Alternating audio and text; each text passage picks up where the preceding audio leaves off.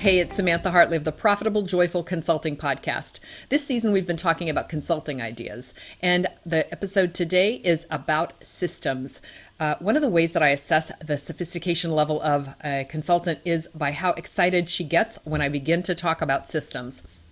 Systems are the kind of thing that nobody really wants to talk about. They don't want to spend time on. It doesn't feel like it's a real good use of your time until you realize the way that you are making mistakes, forgetting things are falling through the cracks, there's confusion about how things are done. That's about the time when you realize, wow, if we really systematize this thing, then we could make $1 million, increase by 50%. Like, there's all kinds of growth opportunities in putting systems in your business, and also you can reduce the amount of time that you are putting into manual processes that you do over and over again. So I didn't have to convince my guest of this. She is Dafne Tsakiris of LaunchPoint. As the CEO and founder of LaunchPoint, she and her team work with business owners to streamline operations, build processes, and intuitive workflows. Their work enables organizations and teams to function at their best and be positioned for growth. Dafne's background includes experience as an ops director for several startups and as an owner of 2 product-based businesses. You're going to hear Dafne drop just really specific, clear, practical tips about things that you can be doing in your business starting today to make the workflows more intuitive, more practical, and ensure that you save time and don't have things fall through the cracks. So I hope you're inspired by it and enjoy this interview. So Dafne, welcome. I wanted to first ask you to share with us, rather than just tell us what you do, if you would share with us a story of like a client transformation that you got that would kind of take us through the arc of the before, during, and after of your work. Yeah, absolutely. So we worked with this client, started about 9 months ago, and it's a female owner, which I love, but they were in a super technical industry. Like, after 9 months, I still sometimes don't understand what they do. Like, that's how complicated their industry is. And the owner of the business, she has been doing this for 23 years. So she has all this legacy knowledge in her head. Like, she knows this industry inside and out. And she had wanted to document this. So they had tried to document all these processes on their own. And they had ended up with, and this is not a joke, 217 process documents. Wow. Right. And she still felt like we haven't clearly and fully documented our processes yet. Like, there's more. And they had all these different spreadsheets where they tried to track their client process. But, it's spreadsheet. So the spreadsheet isn't going to ding you and say hey, you forgot to follow up with this person and now they fell off the face of the earth and you didn't service your client well. And then they also had lots of employee turnover, unfortunately, because it was a tough company to come in and ramp up into your role. Because again, there were 217 documents to try to sort through, and then you were trying to understand this very technical industry. So we actually just wrapped up working with them about 2 weeks ago. And we took these 217 SOP documents and transformed them to 50 pages that are really a blend between what we like to call our winning formula, which is macro workflows, micro workflows, some minor SOPs, some tutorial videos in there. And then we got them into a CRM and project management system where they have all these automated tasks and reminders and workflows that just, happen without them needing to do it themselves manually. And they hired a VP about 60 days ago. And this VP was able to get up to speed within 45 days into her job because of all the, simplifying and efficiencies we had put into place. Amazing. So how much do you estimate you saved them in time and, I don't know, ease of hiring or retention by simplifying those processes? Yeah, I mean, a ton, especially for this client. We look at industry estimates, but, 15 grand average, industry just by retaining that hire. And then honestly, with the manual work we've saved them, I bet you we've given everyone on their team back at least 10 hours of their week. So you take their hourly wage times 10, and that's pretty good. Pretty good.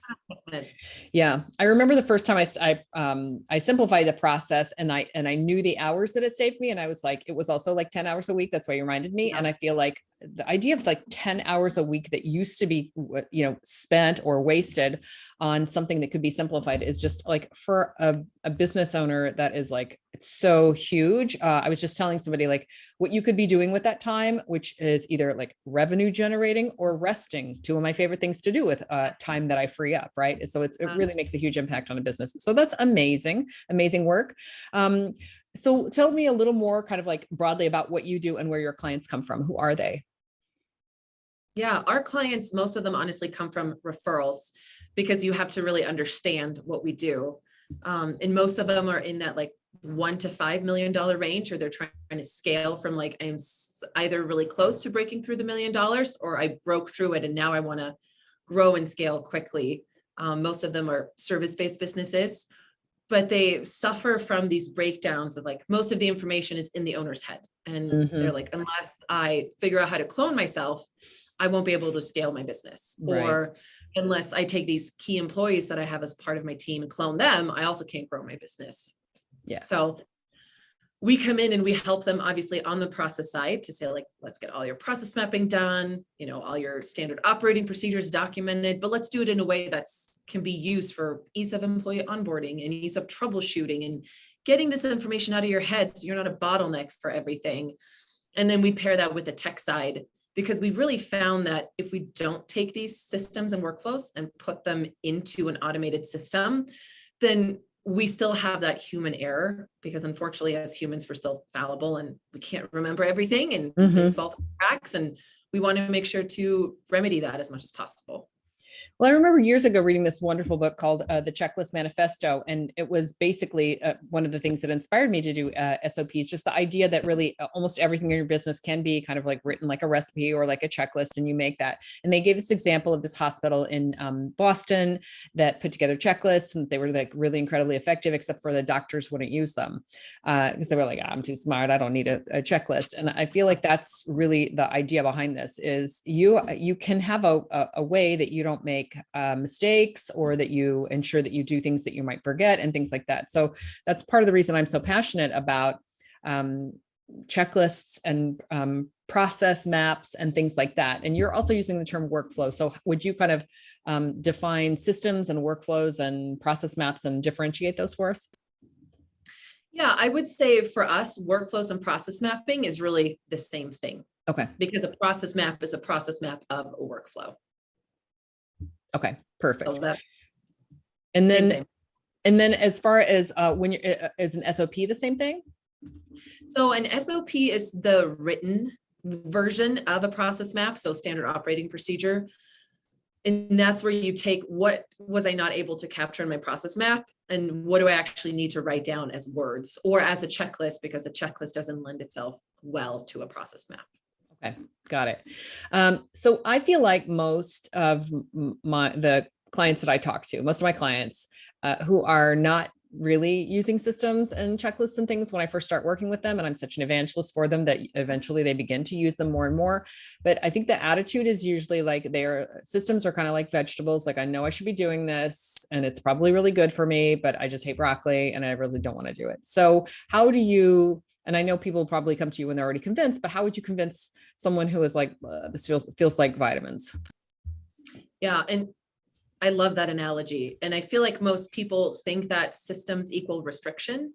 Like, well, now that I have these systems in place, like now I can only do it this one way. And most business owners are visionaries and creatives, and they don't want to be restricted. But to me, and how I like to, quote unquote, convince people is that a system really gives you freedom and creativity. Yeah. Because if you have a framework in place for how to do your day-to-day job, then you don't need to use your brain trying to do your day-to-day job, because it's really straightforward and you're not reinventing the wheel over and over again. So then you get to take that brain power and you get to use that, on the creativity in your business, and you get to have more, time freedom and mind freedom when you're focusing on more of the strategic things or revenue generating activities, because you didn't burn out just trying to do the day-to-day operations. For sure. For sure. I think that, one of the things I'm talking about lately is the idea that, you don't really need motivation if you have as much, if you have systems or habits in place. Right. Yeah. So whether I feel like doing it or not, this is what I do on Mondays from 9 to 10 a.m. And like the machine kind of goes on its own. And what I find is like, the motivation kind of rises. Well, once I'm doing the thing, I might as well do it. And so I feel like it's like that with systems. Do you? Yes, I do. Yep. Cool. So what are the systems that you feel like we should, that again, like a consultancy between $1 and $5 million, or my clients who might be aspiring for that amount, what kind of systems do you come in and look at first that they should have in place as like a bare minimum? I would say as a bare minimum, you want to document your client journey. And we really like to look at, like I've said now, macro, micro, and SOP. That's what we call our winning formula.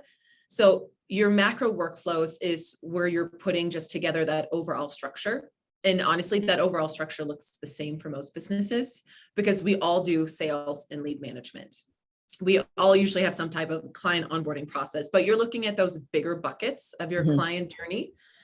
And then you break those out. Usually you probably have like 4 to 5 or something like that. And then you take each of those buckets and you say, great, now how do I break this big bucket into a micro process map and workflow? So that's when you start looking at, okay, from A to Z in my client onboarding, what's supposed to happen every step of the way. Once you get that documented, that's when you then move on to the SOP and you write out anything like, is there exclusions that happen sometimes, or do we have a checklist in place that we need to make sure that we follow?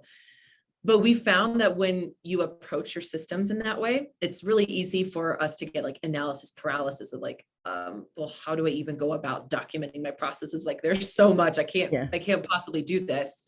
But if you start with just that macro overview first, and then funnel down into micro, funnel down into SOPs, and then create some quick Loom videos of, some of those things that happen on a screen, all of a sudden you have an easy framework to follow to put these things into place. Awesome. So that's a really great example because all of us have it. So could we just follow that through and like talk through an example of a client journey and like what might be the buckets and then what might be the individual steps within it? Yeah, absolutely. Okay. So the first, what would the first bucket be in this case? Is it like lead generation or? Yep. So that first bucket is like your marketing and lead generation. And then you have your sales, which, more like your lead intake, your discovery and proposal. Good. And then from there, we go into client onboarding. And then we go into the bucket that, will differ the most, which is like how you deliver your client services. Right. Those first like 3 steps in that one. Yeah. Okay. So if we look back at the first one, the lead gen one, this is going to be like marketing. So is it the marketing that's going on an ongoing basis, or is it, because for some people they're going to have, quarterly campaigns, or some people are going to have like, I just do all the same thing all the time or whatever. So what would be the segments within that?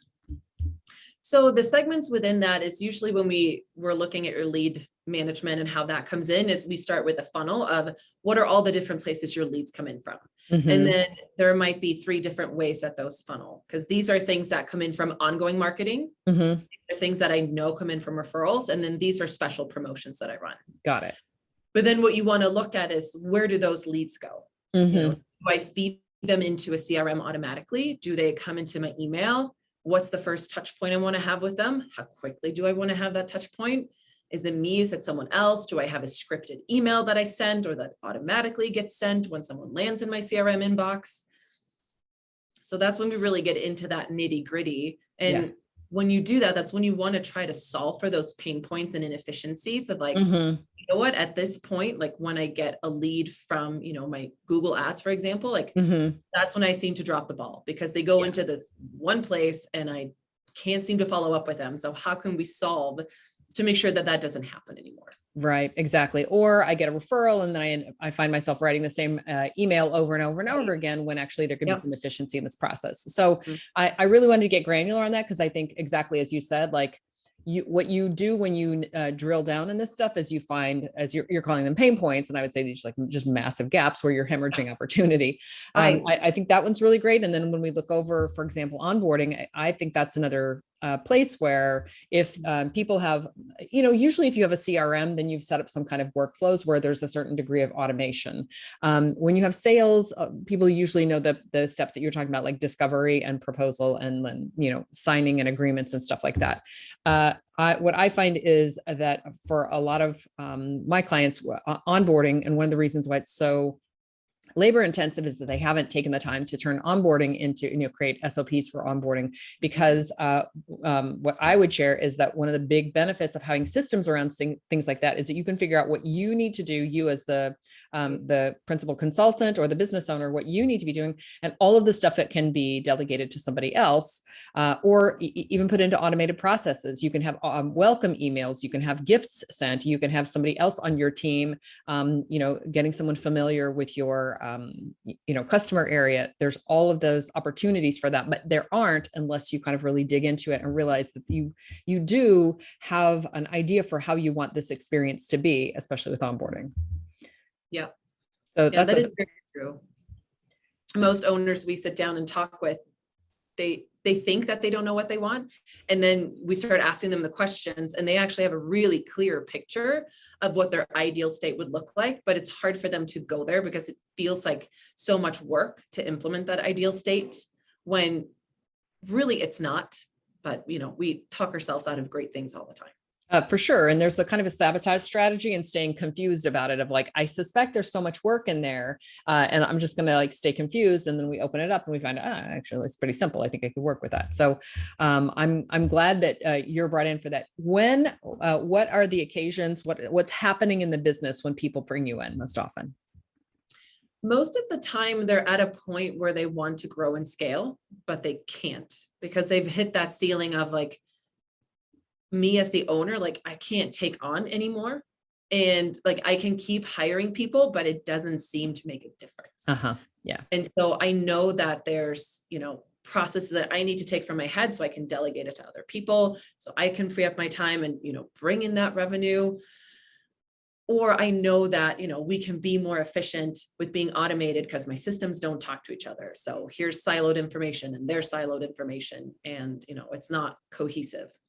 Yeah, for sure. So what are like the top 3 things that you see as opportunities when you go in? So you put in place SOPs. What are the other things that kind of catch your attention in a new client? Some really quick wins that we usually get for our clients is one, getting information out of the owner's head. That's a really big one. Getting them out of the heads of, we like to call this the mental black hole. Like, you have too many team members that have this undocumented information in their heads. And if they were to leave your business, like, we're putting it at risk right away. Totally. But then there's also, most business owners have some sort of processes documented, but they don't really have it in a cohesive way. So it's a really quick win for us and for the business owner to go in and just audit what they have and figure out, like, where do you have gaps? How can we structure this differently? Most business owners forget about the handoffs. It's like when you do sales and then you're handing that off to another person. If you don't have a handoff process in place, then it's really easy for all of a sudden that client feels really dropped. Yeah, for sure. Or, when they go from one team member to another, and then all of a sudden, like, there's no communication. So it's easy to look for those gaps as well, and handoffs. That's a nice detail, the kind of the transition times when, also when you move between team members, you usually have different communication styles. And so I can really see that's an opportunity for disaster if it's not done right. Yeah. And then another really big one, like, we do drill into the people aspect of things too. So you want to make sure that everyone on your team knows what they're supposed to be doing. And I would say that's more of a pain point with smaller teams than sometimes with larger teams. Because when you're growing a small team, we all have to be generalists to a certain extent, but that can also cause those pain points of like, well, this isn't necessarily my job. Like, this could also be Bob's job or Sue's job. So I didn't necessarily drop the ball on it. So we want to look at those like clear roles and responsibilities as like this is your ball to not drop. And these are your glass balls versus your rubber balls. Like you can drop this, but whatever you do, you can't drop the glass one. I love that terminology. That's great. That's great. So I do think that having those clear roles, to me, that is part of the benefit of the systems, is that people kind of understand what the system does automatically, what are processes that like we are carrying things through around the place, like along the different stations, we're moving them around. And then in general, like what is my role or responsibility? So clarifying that through this communication, I think is really, really critical. You mentioned Loom videos, and I was just having a conversation today, and I know that some people may not be familiar with Loom. So Loom is an online software. It's a Chrome plugin. There's a free version of it, but personally, I use the paid version of it, and I have used it for years, and I just described it today as really what it is. Possibly the most vital productivity tool that I use in my business. So would you say a little more about Loom and how you use it in just what we talked about, like clarifying roles, responsibilities, systems, and processes? Yeah, absolutely. I love Loom, and we use it all the time. And it's another great tool for, especially when you're working in software systems. It's hard to write down and then take screenshots of like, you do this and then you do that and then you do this and then this happens. Like it gets confusing really fast. So that's often when we utilize Loom videos. It's really easy to take a quick 3 to 5 minute video of like, this is what your client onboarding looks like inside of this system. And you can, point and click and talk someone through that, which is, excellent and great. But I think another really underutilized way to use Loom is for business owners when we want to give feedback to our employees. I'm like, I want you to do this and I want you to do it this way, or I want you to make these changes to this document. Shooting a quick Loom video might take you a minute versus sitting there and trying to type out what you want them to do, them not understanding, going back and forth. Like it's an incredible tool. Yeah, it's basically a screen capture tool. And what's good about it is that it's, if you've used a tool like Snagit, which is what I also use, Snagit, you have to save it and it uploads and then it gives you a link. So it's also a quick process, and then you paste the link.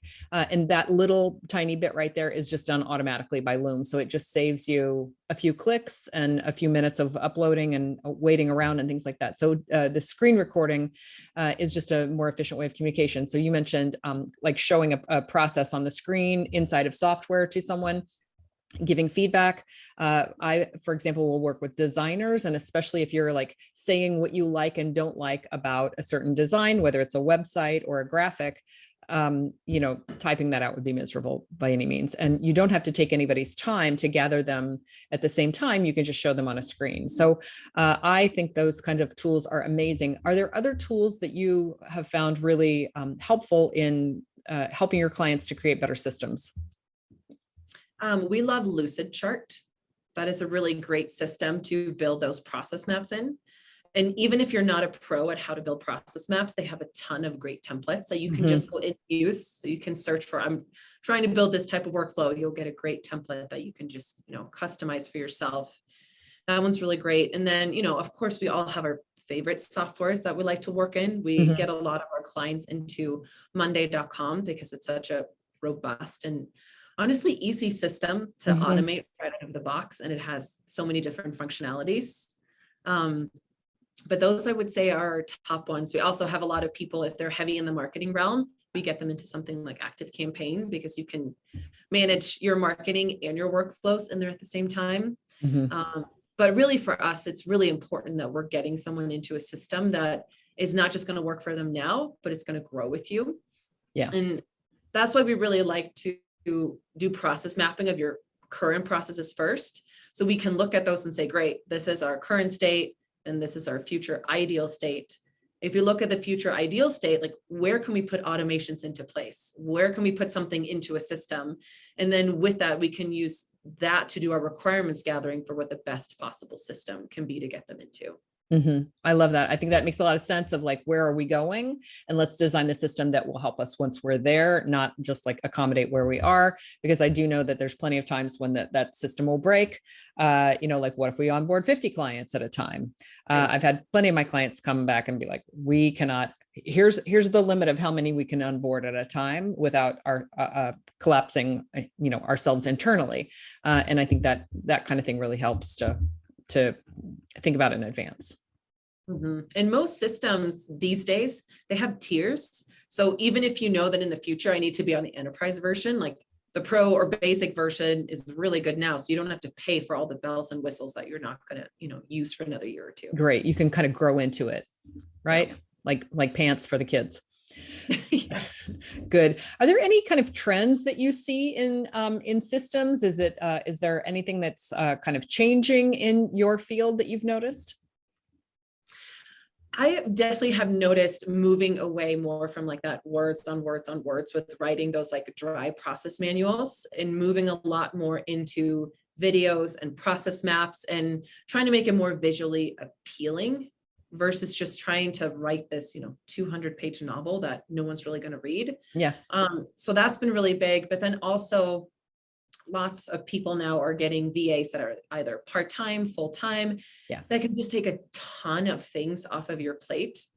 And so looking at all of those administrative processes you run that you don't necessarily need to have someone super skilled in that role. And again, you can shoot off Loom videos to them all day to run these processes for you. I would say those are some really big trends that I'm seeing lately. Absolutely. Those are really great points. It's interesting because I think we didn't have those tools. My original SOPs for my business were kind of the thing you described. There was like 219 of them, and they were in this gigantic book, and it was a Google Drive document. So it was a virtual thing. But as you're saying, it was all words. I think there were a couple of screenshots in there, but it was just before we had really easy tools, screen recording tools like Loom. I think there were some back then, but it just was not easy. I would say that is really also mirroring a trend I see in marketing right now, which is towards showing your process when you work with clients. I remember in the early days, and I have said a million times, nobody cares about your process. And nowadays, because process maps can be made so sexy and so appealing, and you can show them to people and they go, wow, well, it really seems like you know what you're doing with that process when you lay it out, and visually that it's gotten a lot more persuasive. So I think, as you're saying, we are just becoming more visual. The tools help us to be more visual because it's not as difficult as it used to be to create visual things. I'm a complete believer in the templates first version that you're talking about. Plenty of people have shown me, here's a way that you could illustrate that process back when it used to be really hard, and now it's pretty easy. So brainstorming tools, creativity tools, all of those kind of things to get the job done. So if people wanted to find out more about you and your work, where's a good place for them to go? Our website, launchpointco.com, is a great place. And then I do post a lot on LinkedIn, try to put some, tips and tricks out there that business owners can use, so they can go find my LinkedIn profile. That'd be fabulous. We'll get all of that in the show notes along with the resources that you shared. Do you have a wonderful free thing that people could download and learn something from? Yes, I do have the 12 common breakdowns on the journey from 1 to 5 million. Handy dandy little ebook on some, quick solutions that people can implement to hopefully take that journey a lot faster. That'd be great. So we'll put the link to that as well. And a lot of my clients are on the path to 2 million. So I've taken a few of them over the $1 million mark last year. We have 2 who are encroaching closely upon it this year. So I know that that's going to be helpful for them and for many of our listeners. So thank you so much for sharing these. It's been really, really great. Any last words of wisdom for us? Encouragement to make systems when we're feeling like, bleh. Yeah, I would just say, remember how much freedom you can get from systems, and they're your friend, even though they're like broccoli. Like, you sprinkle some like cheese and salt on there and it's really not so bad. That sounds great. Yeah, I would love the cheese and broccoli version of your systems. Thank you so much for speaking with us today, Dafne. It was fabulous having you. Thanks for watching. Please like this video, subscribe to the channel, and click the bell to get video updates. Thanks.